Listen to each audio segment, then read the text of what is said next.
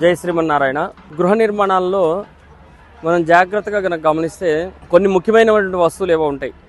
ఆ వస్తువుల్ని మనం సంఖ్య ప్రకారంగా చూసుకోవాలి.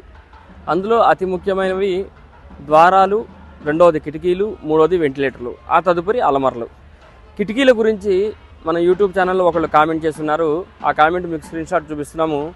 8 కిటికీలు, 8 గడపలు, 20 కిటికీలు ఉండొచ్చా లేదా గురుగారు అని అడిగారు వాళ్ళు. 8, 12 అంటే 12 ఏమో కిటికీలు కావాలి, 8 వచ్చేసరికి దర్వాజాలు పెట్టుకుంటే 20 ఉంటాయి కదా, ఉండొచ్చా లేదా, దీని గురించి ప్రత్యేకంగా వీడియో తీయండి అని వాళ్ళు ప్రశ్నించడం జరిగింది.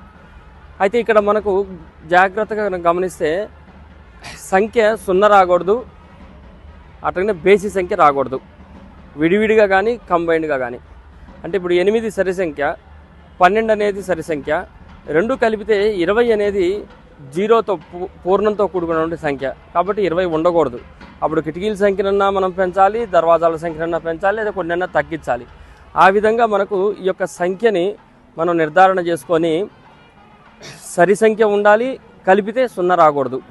ఇది మనం అందరం గమనించాలి. కాబట్టి మీ గృహాలలో కూడా కొత్తగా నిర్మించే గృహాలు కానీ, నివసిస్తున్న గృహాలు కానీ కిటికీల సంఖ్యలు మనం తప్పనిసరిగా చూసుకోవాలి, ద్వారాల సంఖ్యలు చూసుకోవాలి. సరి సంఖ్య మాత్రమే ఉండే విధంగా మనం నిర్ణయం తీసుకోవటం మంచిది. జై శ్రీమన్నారాయణ.